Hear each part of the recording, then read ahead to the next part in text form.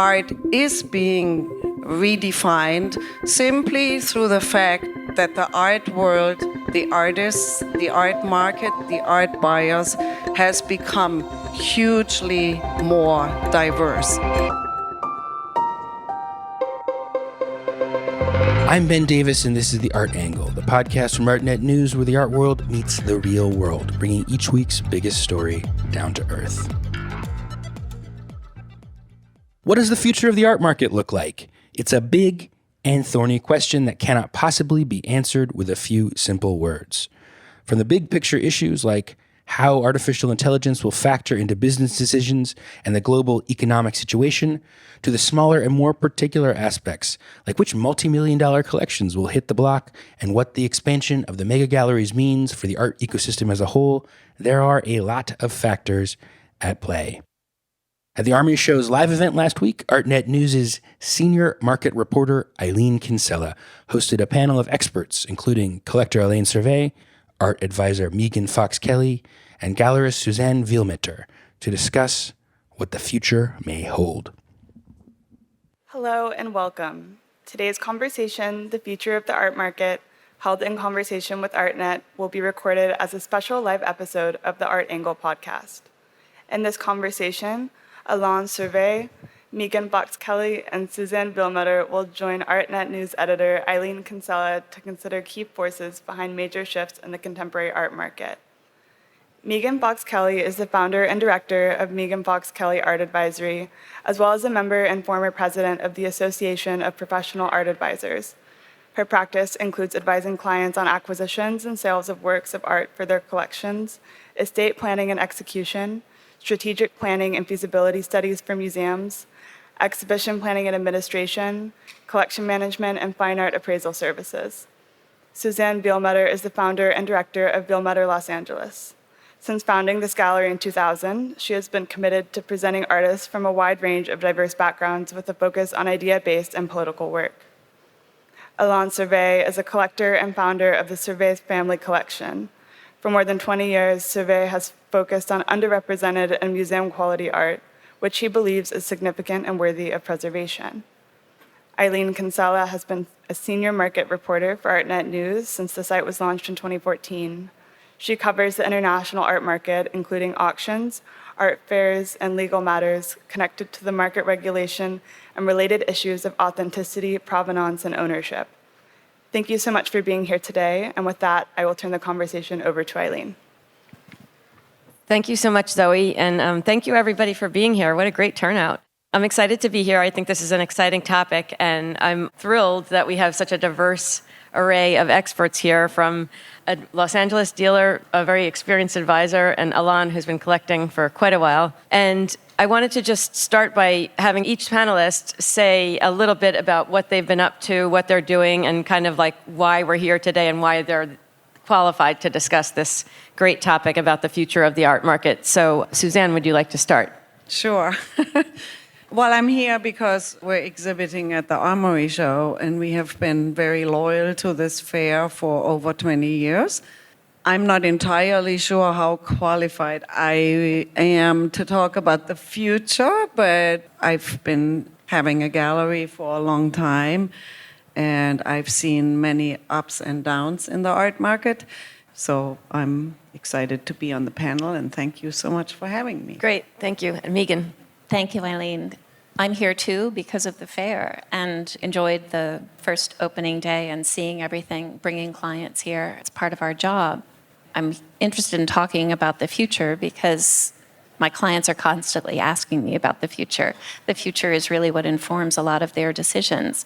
And my own approach is looking toward the future with an eye to the past. You know, what has happened before? As Suzanne said, the art market, like any market, goes through cycles. So where are we now? And based on what we've known from the past, where do we expect we're going to be going? Or where do we hope we're going to be going? Mm-hmm. Alain? Contrary to them, I just saw lights, so I decided to come, and then they put me in front of you, so that's the reason. And it's important that I'm an investment banker in life, so I'm the guy trying to understand the world. We're trying to make $1 becoming $3, but we're also trying to understand the world and to know the future. So my approach to the art market, which is totally different to my collecting, is different. I'm trying to understand the process. And contrary, I don't think we are in a cycle. I think we are in a radical change of the art market right now that I call a transformation from a craft time. Leo Castelli was a wonderful craftsman. Like, we had someone doing shoes by hand and everything.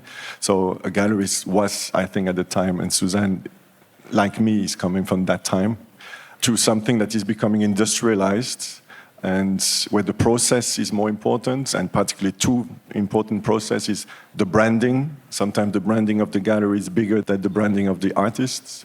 And the second is the importance of the economies of scale. Two very important elements is that doing so many fairs, having so many fixed costs, if you don't manage to spread out your costs, and spreading out your costs means that if you build the brands, you can spread it out to different cities, to different countries, to a multiplicity of artists.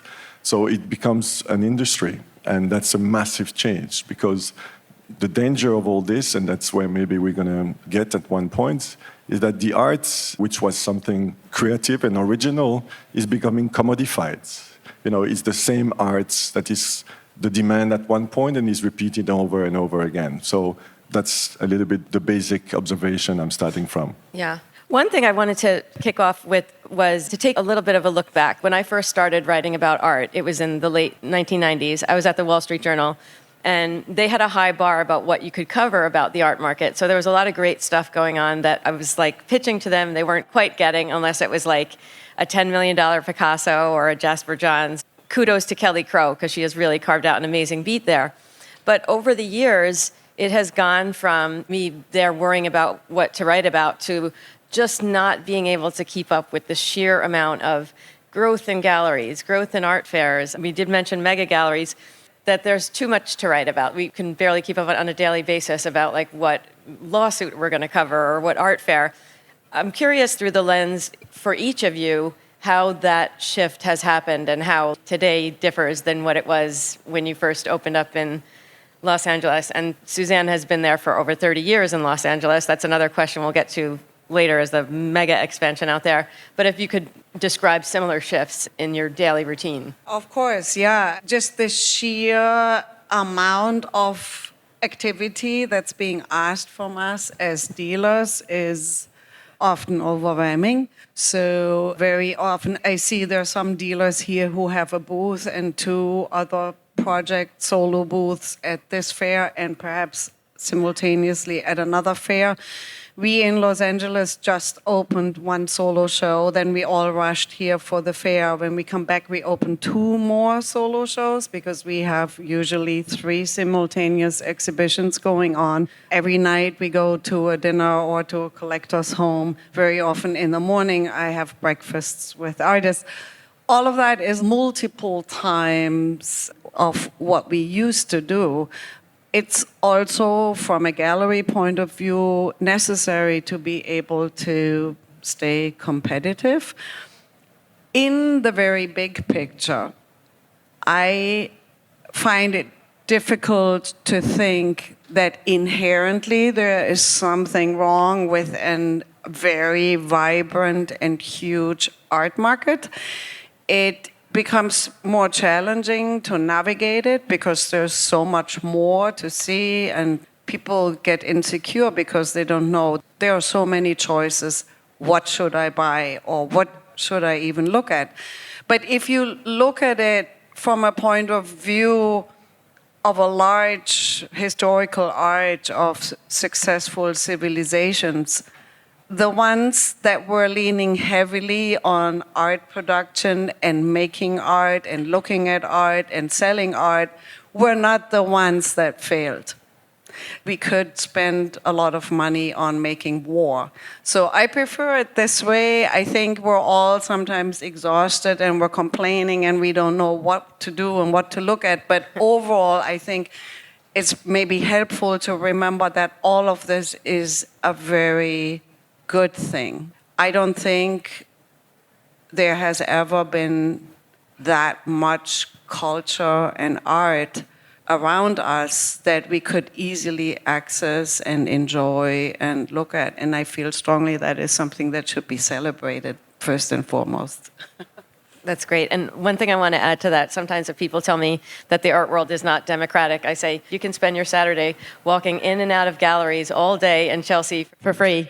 And same thing in, Los Angeles, you probably need to drive, but you can walk in and out and see wonderful shows for not a penny. And if you don't enjoy it, there's a very simple choice for you. Just don't do it. But as I said, in a larger context, I don't feel it's something to be extremely sad about.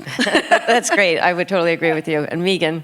Agreed. I mean, the volume has magnified, and it has even more so, I think, since 2020, when the need for more digital forms of communication in order to stay present, in order to know what Wilmeister Gallery is doing, or any other gallery around the world. So the volume of communications that come in, the volume of information that comes in, can be overwhelming. But part of our job as an advisory firm is to filter and create discernment, create a hierarchy, really, of the levels of information that are coming in that are relevant to our clients. And of course, every client is different. Every client's goals, tastes, interests are different. So it's tailoring that information for each of them.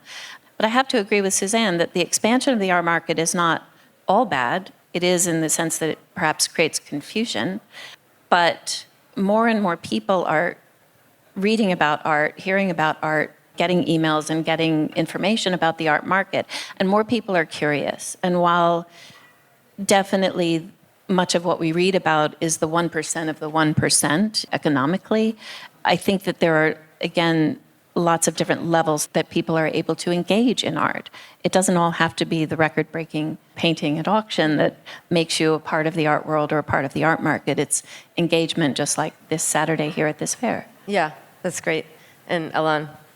I entered the arts without any background into it from Wall Street. I started my career down the line here in 1987. And I entered art because it kind of broadened my view of the world. Because, when you're Wall Street, you've got a pretty narrow view of the world. And we were not talking about money. So what changed in the last 20 years is that we only speak about money. And Megan is saying yes to me about many things I'm saying. So it's the truth as well. So what changed dramatically is the amount of money. Again, I don't like generalizations and heuristic statements about the beauty of the art and everything. The reality is the following. I made an analysis back a few years ago. I looked at contemporary art, defined as art created by artists born after 1960. In 2005, the total amount of contemporary art at auction around the world was $48 million in 2005. $48 million. I could not believe when I saw that figure. In 2008, so only 3 years later, the same question was $860 million. So it multiplied by 23 in 3 years. So it's very easy to speak about it's just more information, it's just more this. No, it happened something very big. Is that something happened between 2005 and 2008, is that the amount of money getting in art went from 48 to 860. I'm talking about contemporary art. This is changing everything, because before that, nobody cared about art. I'm collecting for 25 years, like Suzanne, active in there too, and nobody cared. Nobody spoke about art. Nobody thought, about reselling in many ways. I attended the transformation of the art market with people like Philip Segallo, Dominic Levy, Amy Capellazzo, that brought for the very first time contemporary art into the auction house. I saw the first Basquiat selling for $1 million. Around 2005, and it was supposed to be a con because it was supposed to be a fake thing. So the enormous transformation that happened is that money came in and ruled. This money is coming, what is very important is that art for me is nothing outside of the general society. It's just a tiny reflection of society at large. What's changed in society at large is the concentration of wealth. You are all aware of it, all of you here. So what happened is that the concentration of wealth among the 1% and even more in the 0.1% grew bigger. And this 0.1% bought fancy cars, real estate, and they started buying art. And the drama for art was that as they didn't know nothing about art, they bought art like they used to buy something else, which was fashionable and social recognition. which means that the art became a secondary element versus the social recognition and the investment potential. And I would like just to remind one thing, is that I came into arts following a description like Hans-Ulrich Obrist said one day. And I really think about this definition. Hans-Ulrich Obrist said, arts is the best defense against annihilation by standardization. I repeat, the best defense against annihilation by standardization. The problem is that today, most of the art is commodified. It's the same. And I'll be simply honest. On this fair, there's so many painting that looks like the painting in the next booth that is frightening, okay? So we need to go back to a definition of art, and that is what of my difficulty for the future is how can we preserve arts in the context of the art market industrialization. So I repeat, I came into art to escape money, and now I'm trying to push back money out of my beloved art. I have to agree with Alain a lot on this. I have to agree with you completely. The other thing that we're seeing about all the information and the kind of questions that I'm asked, whether it's from journalists or from clients, collectors, et cetera, often have to do about money. If we look at headlines, headlines are very often about money. When we look at a summary of what has just gone on in the last quarter in the art market, or this first little over a half of a year, is the market down because we're measuring what happened with the auctions in May, as if that is the only measure of what's going on. The auctions in May have nothing to do with what Suzanne is doing at her gallery. It has nothing to do with the private sales that may or may not be going on from the auction houses and from the galleries. But the headers and the drivers, the sort of, sorry, but the clickbait on articles and emails and everything else, it's all about something with a dollar sign or a euro sign in front of it. Yeah, I would agree. And there is a pressure for us to cover auctions very carefully because they are really the only public barometer. Of course. Like we could walk around and ask prices here and get a sense of what's selling and what's popular, but it's Artnet's bread and butter, plus we run an auction database. So for better or for worse, we go to them, we track them carefully.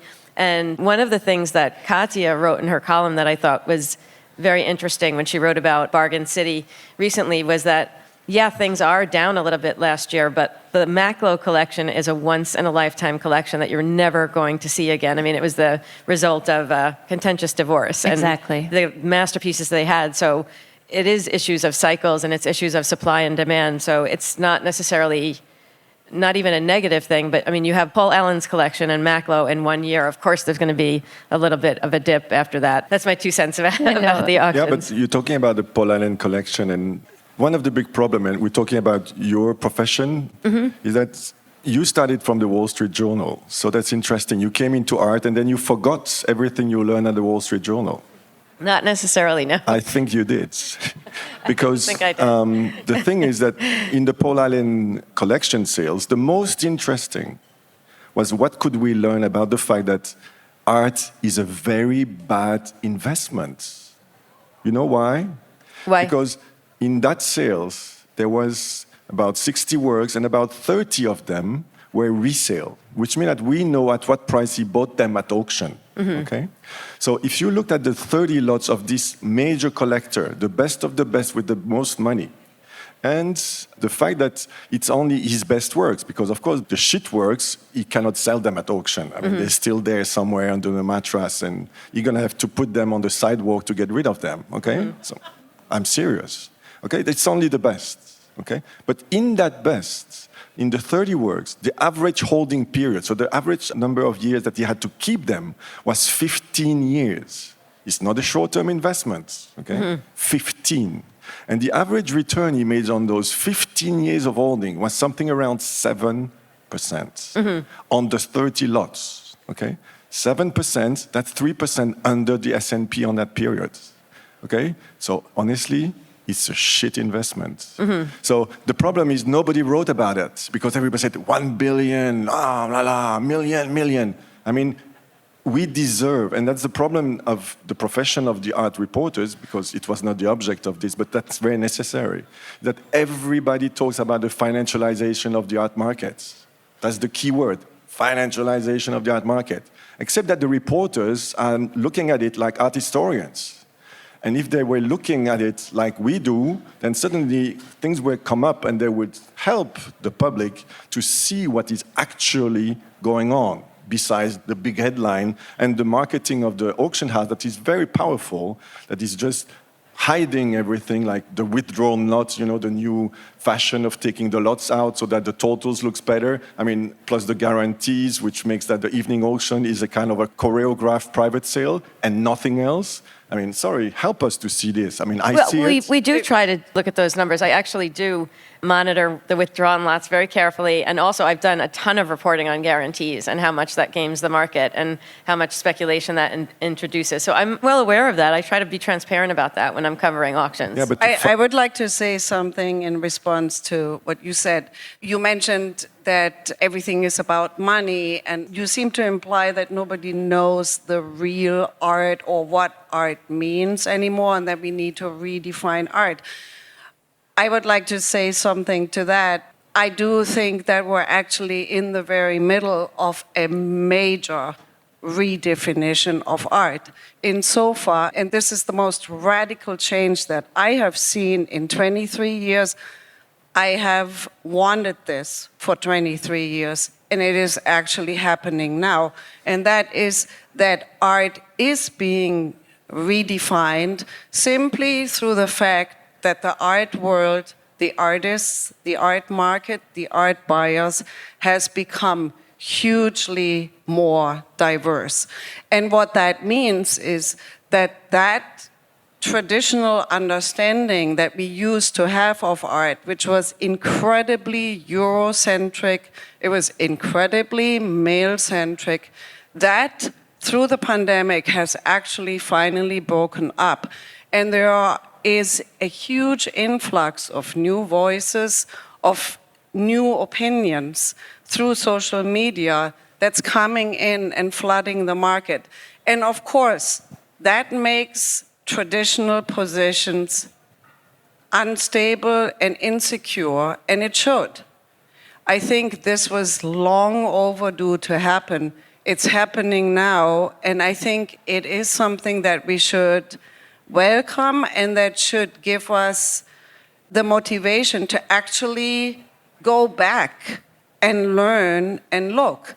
And, I go through the fairs. I have my long established categories, my internal categories about how to discern what is good, what is quality, what is it that my clients should buy, what is it that I should show. And all of this right now is in flux. And the old parameters are not working anymore. And I think it's high time that we all go back and learn and listen. There are so many new voices now out there, and it always starts with the artists, but there are new collectors out there. They come in with a very different agenda. They come in with a very different worldview, and I think it's a worldview that we all sorely need, because we're right now a little bit in the process of destroying our world, and that is what's happening. Yeah. There are very wealthy people who only talk about money and they buy a lot of art. That has always been the case. I cannot think of a historical point in time where art was not bought by wealthy people. That has always been the case. At the same time, I don't think there has ever been a time where art has been accessible for not so wealthy people, and that's also happening right now. So I feel, again, what I said earlier, right now I think it's the time for celebration and for conversation and for widening our horizon and learning. And that's at least what I'm focusing on right now. That's a very interesting point, but would you call it, because you said, we are in a new definition of art, but you didn't define it in other way, that it's a broader appeal. Am I right? I would say it has to be a definition that has a different point of view, a more inclusive point of view, and a point of view that isn't so much looking to our European history. What that new definition is, I cannot tell you, because I think right now we're all in a process of searching. And that I don't think is a bad thing. As a collector, can I help you? Maybe you will help me to tell me if I'm right or wrong. Because, it's easy to speak in terms of popularization of art, okay? Meaning a broader appeal. It's fine. And it's overdue in terms of diversity. But in terms of popularization, I'm not sure. And this is getting to the core of the debate, which is the future of the art market. Because we're going to have two different views between Susan and me. Because she will speak about popularization of art, and I will say that art is not elitist. Has never been. But there's one thing that is always striking me. A movie like The Square, the movie that was supposed to speak about the art market, won the Golden Palm in Cannes, got 10,000 lines in every magazine in the world. The total revenue of that movie after 5 years around the world was $40 million, okay? So it is supposed to be elitist because nobody goes to watch it. Barbie does $1.5 billion in 1 month. So do we have to go to Barbie to broaden the appeal of the arts, or do we have to agree that art is about making us think differently, or maybe starting to make us think? Because the society, the way it's structured, is about not making us thinking, just giving us impulse, a little bit of adrenaline here, a little like on an Instagram, a little compliment there, a little this or that, or does it has to push us outside of our comfort zone? And the problem is that there's only a minority of people, it doesn't matter now or previously, there's only a minority of people that like to be challenged and put outside of their comfort zone. The same about dressing differently, about eating different food, about going on holiday somewhere else than the Hamptons, and so on, and so on, and so on. So it's simply about being different. So me, I'm defending the art that pushes people to go outside of their comfort zone. And the one that you're broadening the appeal, because when you're defining it yourself, one thing is sure, I don't want the definition, the Eurocentric definition of the past. This makes me think, to be honest and to be very blunt, about the kind of thing, the movement I hear in politics against the institutions. All I want to be is that this institution, the way it works, doesn't work anymore. This is called populism. Simply populist. I think there's room for both. I'm not saying the artist should be making work that everybody loves and that takes 3 seconds to understand. And if anybody knows anything about my gallery, they also know that my program stands for the absolute opposite of all of this. We have never shown what everybody wanted at the time. That's the reason why I also am not having a gallery in Hong Kong, Zurich, London, and who knows where. I have a gallery in LA.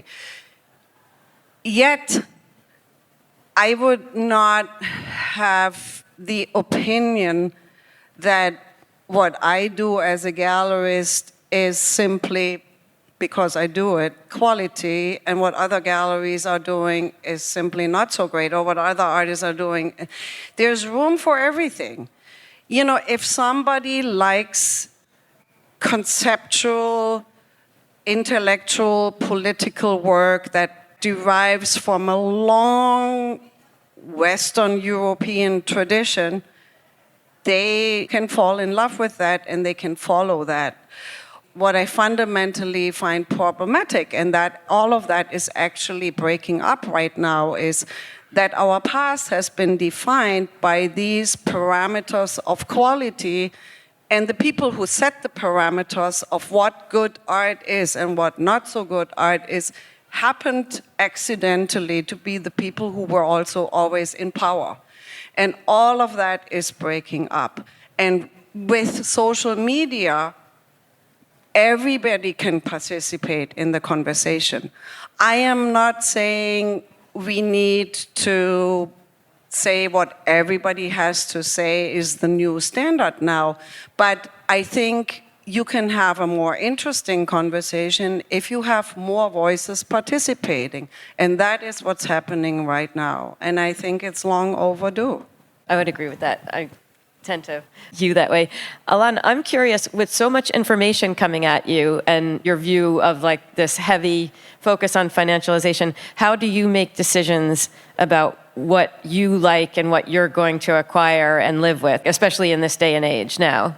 One of my mentor, Herman Dalet, who eventually sold his collection to the MoMA, an extremely important conceptual art collection, he said, the difficulty with contemporary art is that you need to clean yourself up of fashion.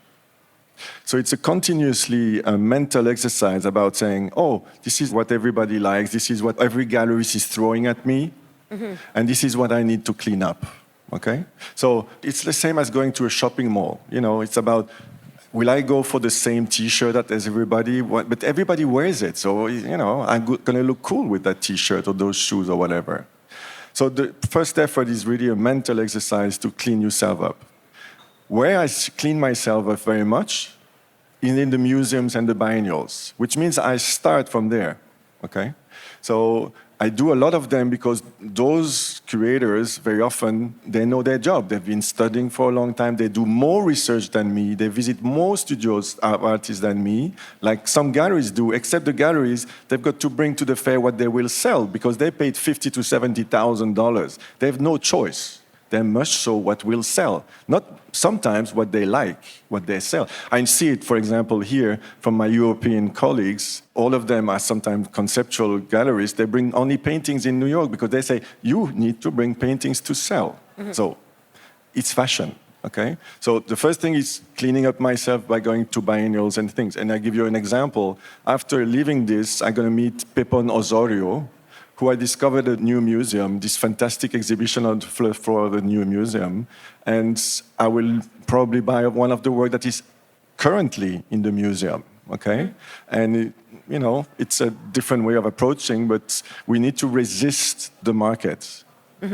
And Megan, I'm sure that that's an issue when you're advising your clients. Like, I was wondering two things, how you guide when you have questions about ultra-contemporary, and if you have more than you can even work with. Like, do you have to set a cap on who you work with and make decisions about what their goals and intentions are?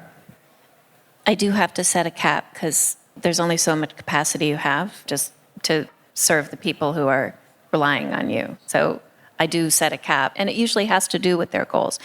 But I think that for myself and for other advisors that I know, people come to me because they sort of have a sense of how it is that I work, how I run my business. And with some conversations, you discover what their goals are and whether your goals meet up. I don't tend to get or attract that collector who says, I want to buy things and sell things and I want to make money in the market. That's like not my guy or not my girl, right? They just don't come to me. It's more people who want to learn, people who are curious, or people who know a lot but who want to work on refining their collection, expanding it in certain ways. And so to what Suzanne and Alain were just saying, continuous learning is one of the foundations of my practice. It's what I also tell all the staff who work with me. It's the thing that we have to always be doing. It's easy, especially when you've been around as long as I have been, to sort of sit back and rely on those things that you feel that you know. And you make certain assumptions, right? And so experience might inform how I advise. But I try to approach every biennial, every exhibition, every art fair, every auction season with a certain amount of, and maybe this is what you were saying, cleansing yourself, Ellen, a certain openness and almost pretending at naivete. Because then you are actually allowing yourself to look at something for the first time and being more open to it and trying to look at it through the lens of the collector whose goals you're looking to meet, right? So it's not about me or what I like or what my taste is or what my biases are, anything like that. It's really about me putting me away and looking through their eyes and trying to find the things that will make the most sense for them. Do you think a lot of that comes from your museum background and having worked at a museum and understanding the need for curiosity and openness? I think so, yeah. I mean, I'm constantly learning. And I do, as I said to you earlier, I have a podcast about art books. And so once a month, I interview an author who's written a new book about art that I find compelling. And it forces me to read. And I was talking to a colleague recently, and I said, I read a book a week. And really, that's been since the pandemic. I mean, I had this stack next to the bed of all the art books that we all get.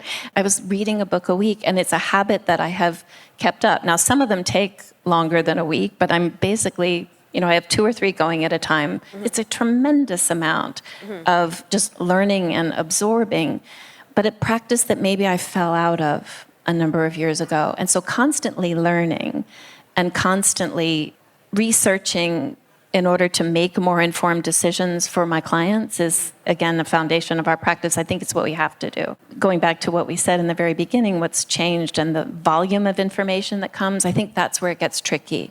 Because you have all this coming in, and how do you create, for yourself a prioritization about what you're going to look at and pay attention to? I would like to add something to that, because the amount of information has so incredibly increased. Of course, the act of filtering or curating or selecting from this mountain of information has also become much more important. And there are so many different ways how you can go about it, and that I find very exciting.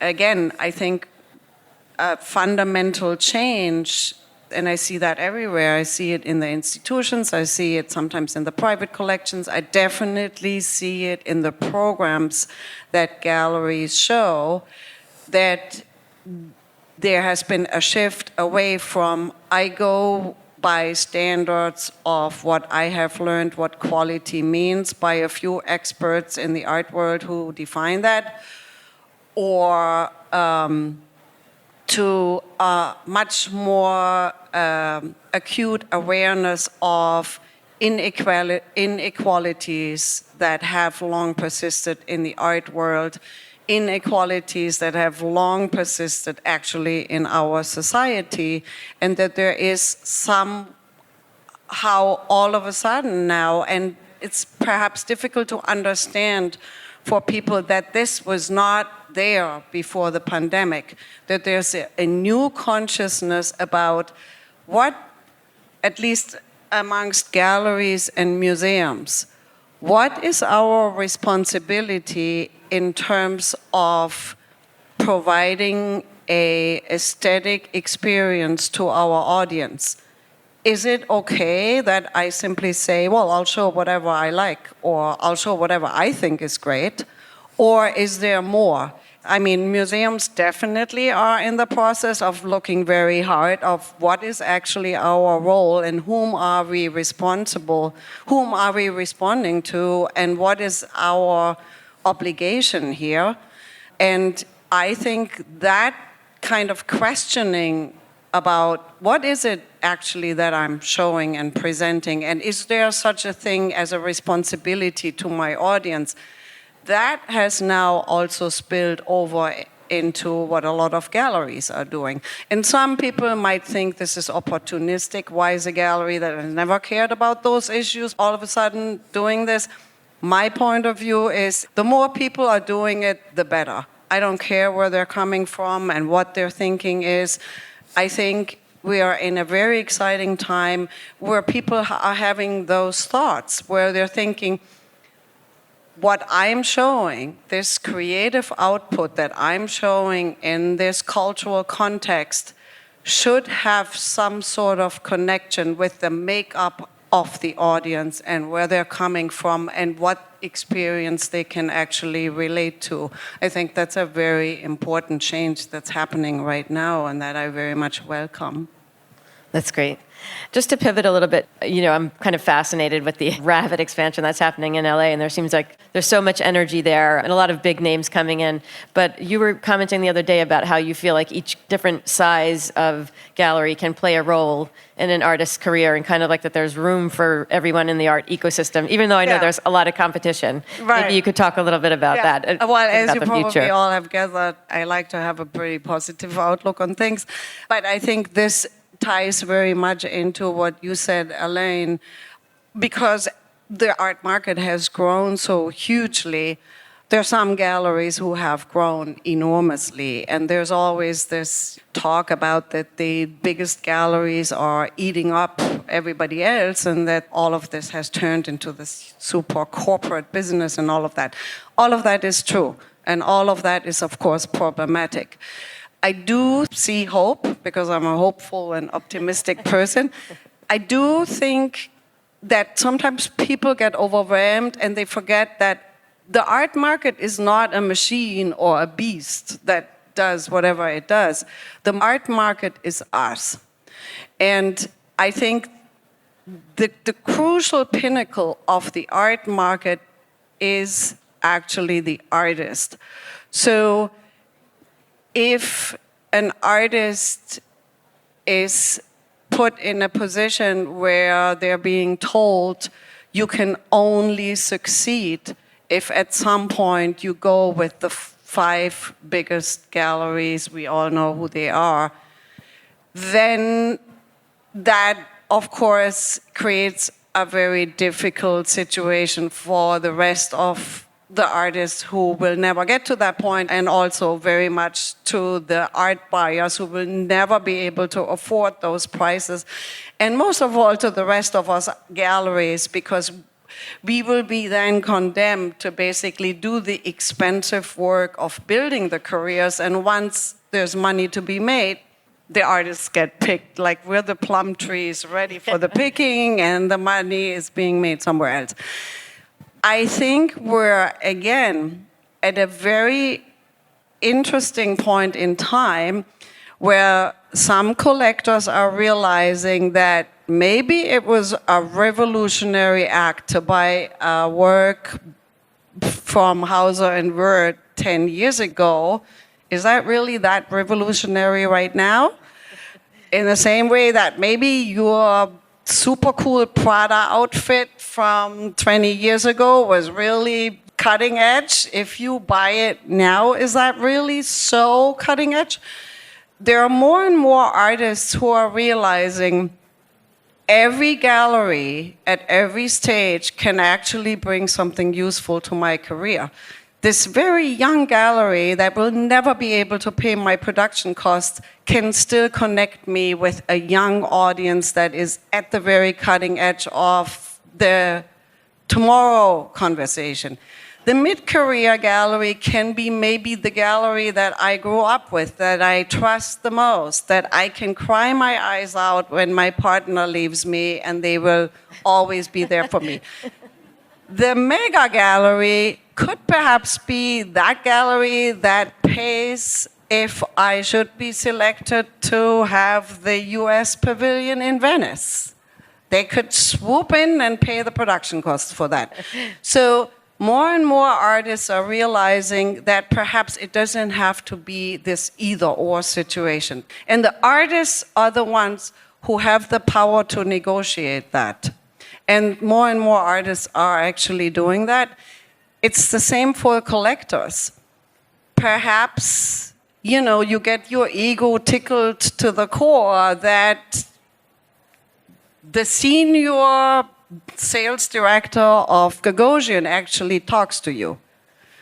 Perhaps you find it also once in a while interesting to talk to a very young gallerist that nobody has ever heard of, and they will love you forever. I think we're in a moment where these structures can break up, and the art market is big enough, I think, to help most of us. That's great. I really appreciate that. Alain, you want to say something? I'm not sure that there's enough money for everyone. contrary to what you say, because it's very heuristic description.